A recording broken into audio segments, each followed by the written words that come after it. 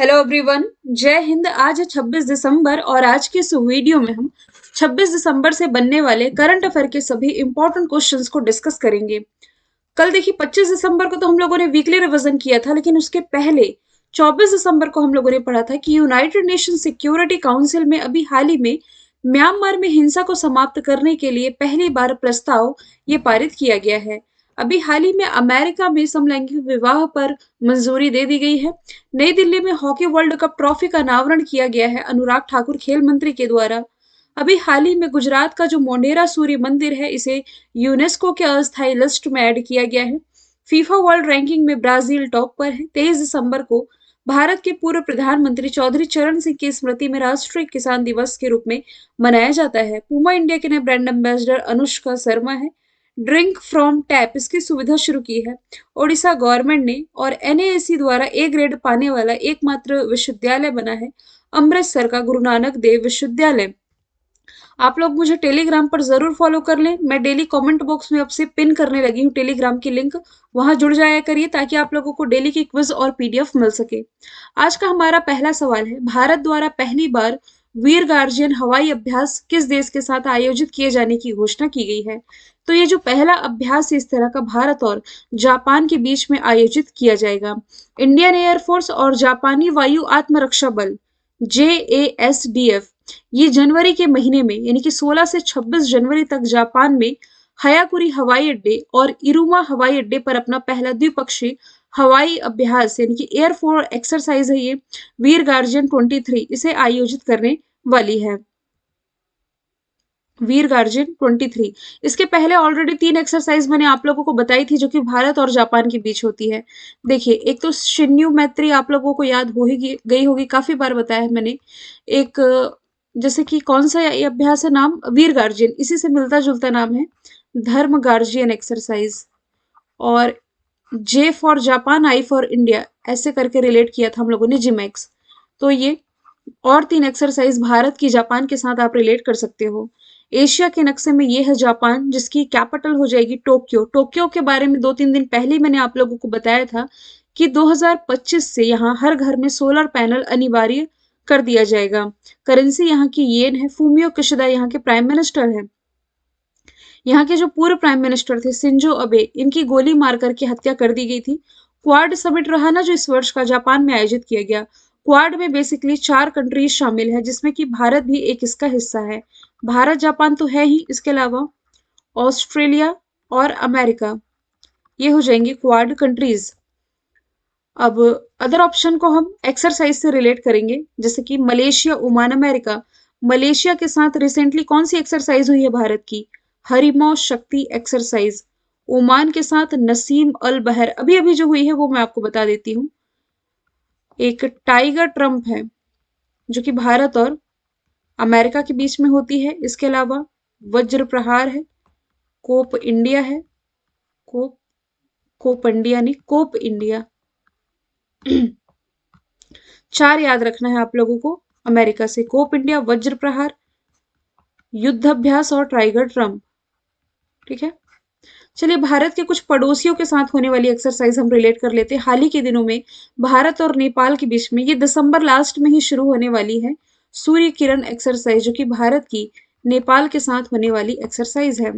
भारत की बांग्लादेश के साथ कौन सी एक्सरसाइज होती है? भारत का पड़ोसी बांग्लादेश भी है, संप्रति एक्सरसाइज। और श्रीलंका के साथ मित्र शक्ति। अगला प्रश्न, आईपीएल के इतिहास में सबसे महंगे खिलाड़ी कौन बने हैं जिन्हें 18.50 करोड़ रुपए में खरीदा गया? 18.5 करोड़ रुपए में। तो अभी हाल ही में जो सैम करन है, सैम करन जो कि इंग्लैंड के युवा ऑलराउंडर हैं, इन्हें आईपीएल अभी की जो नीलामी हुई ना आईपीएल 2023 की, इसमें सबसे महंगे खिलाड़ी ये बने हैं। पंजाब किंग्स ने इन्हें 18.5 करोड़ रुपए की बोली लगा करके खरीद लिया है। अभी ये चर्चे में भी थे क्योंकि 13 विकेट लेने के बाद अभी जो T20 वर्ल्ड कप हुआ ना, इसमें इन्हें प्लेयर ऑफ द टूर्नामेंट पुरस्कार से भी सम्मानित किया गया था। तो सबसे महंगे खिलाड़ी तो बने हैं सैम कुरन। इसमें दूसरे सबसे महंगे खिलाड़ी बने हैं ऑस्ट्रेलियाई ऑलराउंडर कैमरन ग्रीन, जिन्हें मुंबई इंडियंस ने 17.5 करोड़ रुपए में खरीद लिया है। ठीक है, अब वैसे पिछले साल की यदि हम बात करें ना, तो सबसे महंगे खिलाड़ी ये क्रिस मॉरिस थे, साउथ अफ्रीका के खिलाड़ी सबसे महंगे थे।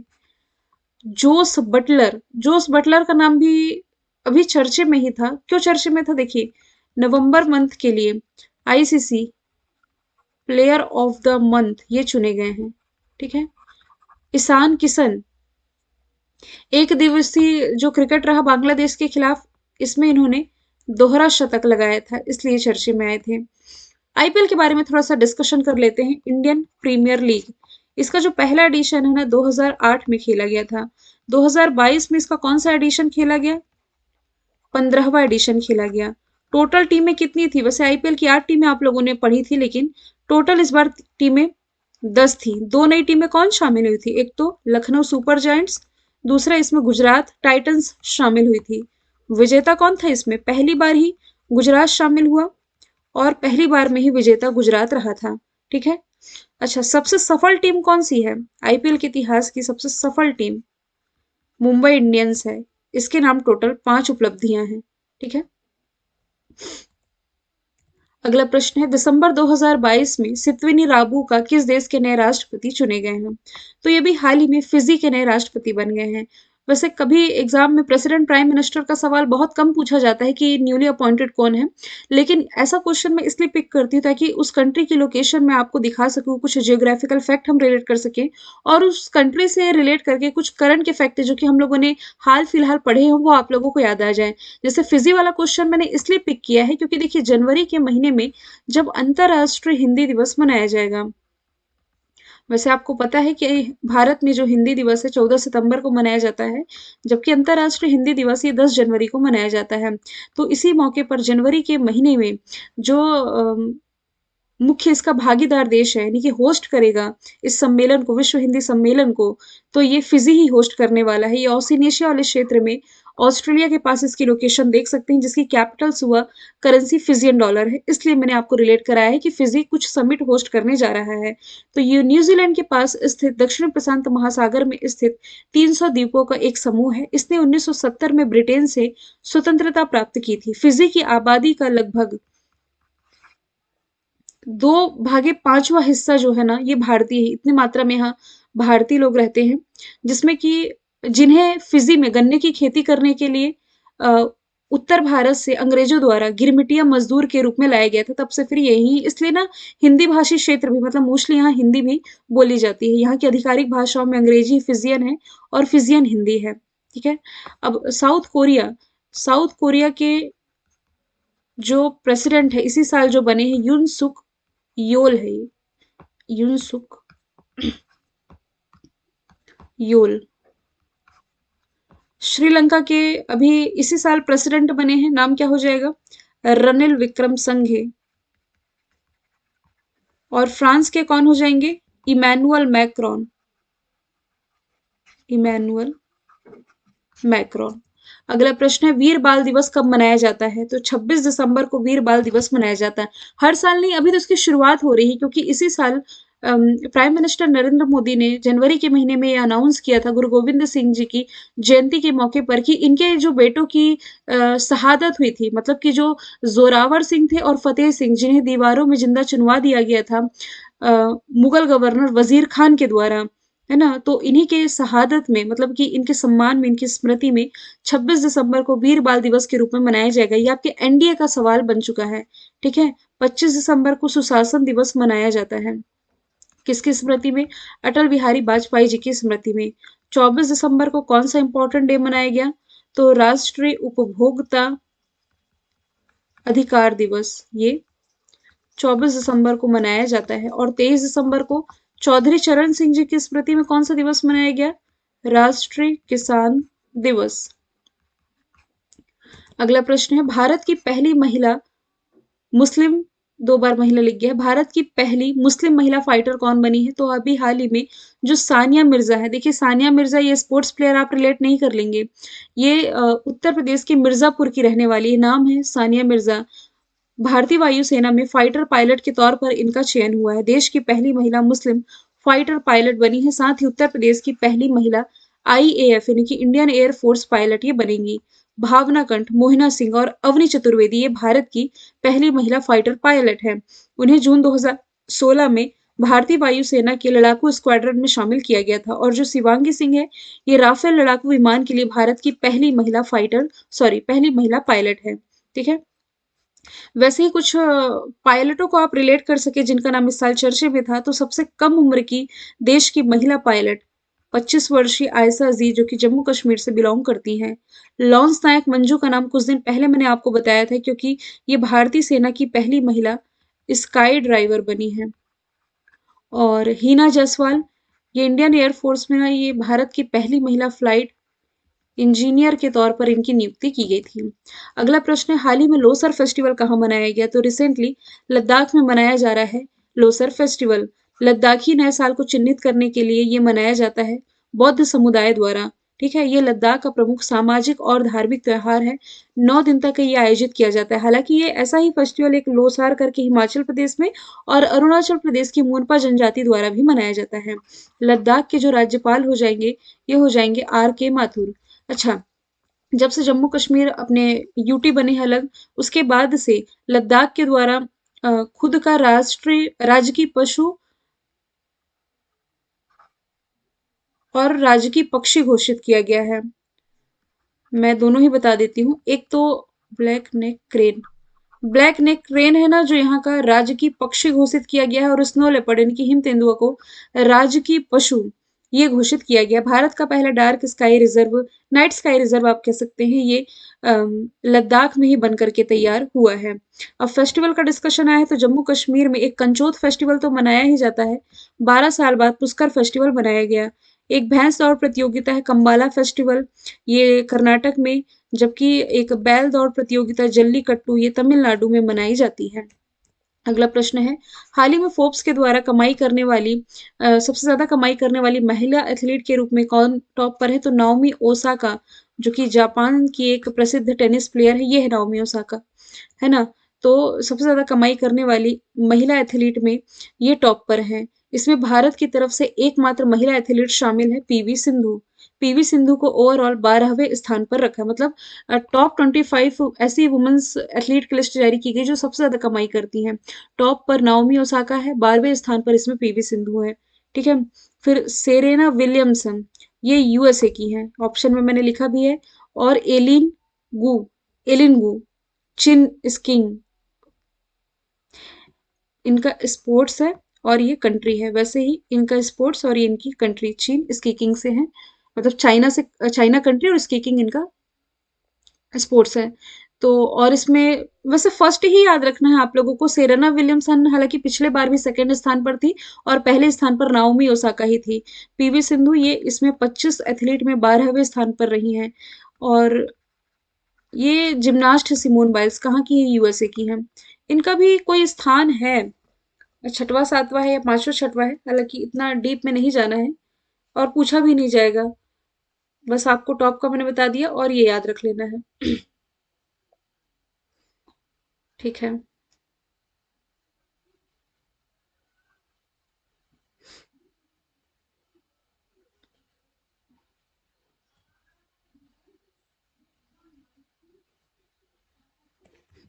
8वां ही स्थान है सिमोन बाइल्स का। अगला प्रश्न है, नॉर्थ ईस्ट फेस्टिवल का शुभारंभ कहाँ हुआ है? तो रिसेंटली दिल्ली में नॉर्थ ईस्ट फेस्टिवल का शुभारंभ किया गया है जवाहरलाल नेहरू स्टेडियम में। तो एक ऐसा कॉमन प्रश्न स्टैटिक जीके का पूछ लिया जाता है कि जवाहरलाल नेहरू स्टेडियम है कहाँ? दिल्ली में, जहाँ इस नॉर्थ ईस्ट फेस्टिवल का आयोजन किया गया है। 10वां संस्करण है, जो कि 23 दिसंबर से शुरू हुआ है, 26 दिसंबर को खत्म होगा। तो जो पूर्वोत्तर क्षेत्र है ना, यानी कि उत्तर पूर्वी क्षेत्र में जीवन की जो विविधता है, संस्कृति है, परंपरा और पर्यटन को ये प्रदर्शित करता है ये फेस्टिवल। अब दिल्ली में शुरू हुआ है, तो दिल्ली से कुछ करंट के 5 फैक्ट हम रिलेट कर लेते हैं जो कि हाल ही के दिनों में चर्चे में थे। अनंगताल लेक, राष्ट्रीय महत्व का स्थल इसे घोषित किया गया है, ये दिल्ली में ही हो जाएगा।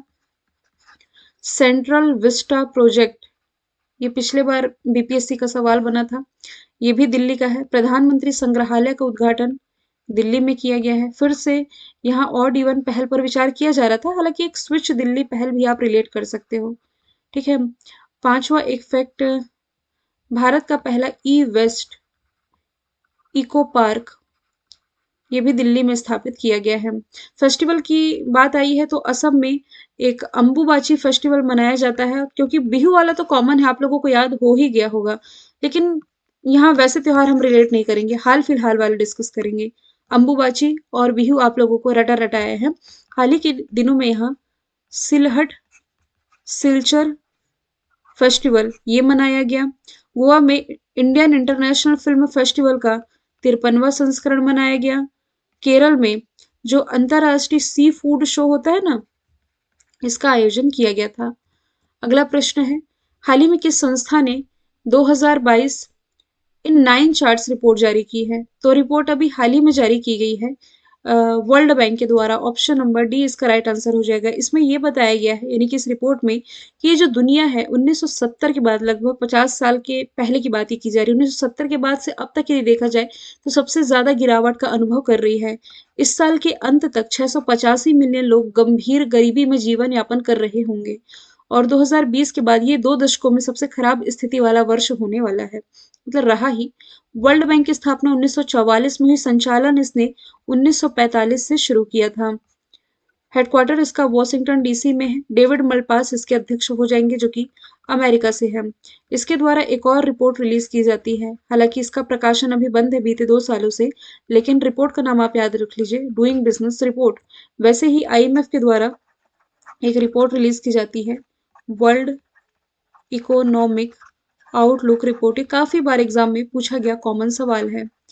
जो WWF है, यानी कि world wild life fund for nature, इसके द्वारा कौन सी रिपोर्ट रिलीज की जाती है? लिविंग प्लैनेट रिपोर्ट अभी रिसेंटली जारी की गई थी, लिविंग प्लैनेट रिपोर्ट। और UNEP यानी कि यूनाइटेड नेशंस एनवायरमेंट प्रोग्राम, अभी ना नॉइस पोल्यूशन पर इसने रिपोर्ट रिलीज की थी, जिसमें ये बताया गया था कि दुनिया का सबसे मतलब शोर शराबे वाला जो शहर है, ये ढाका था। 2021-22 की रिपोर्ट थी, ढाका जो कि बांग्लादेश की कैपिटल है। अगला प्रश्न है, किस एथलीट को राज्यसभा में उपाध्यक्ष पैनल के लिए नॉमिनेट किया गया? तो अभी हाल ही में जो पीटी उषा है, इन्हें राज्यसभा के जो सभापति हैं, कौन होते? भारत के उपराष्ट्रपति यानी कि जगदीप धनखड़ के द्वारा पीटी उषा को उच्च सदन के, क्योंकि राज्यसभा ही उच्च सदन है, इसके उपाध्यक्ष पैनल में शामिल किया गया है। ऐसा पहली बार है जब किसी मनोनीत सदस्य को वॉइस चेयरमैन पैनल में शामिल किया गया हो। राज्यसभा भारत का उच्च सदन है ही, आर्टिकल नंबर 80 में इसका उल्लेख है। ये एक स्थायी सदन है जो कि कभी भी भंग नहीं होती।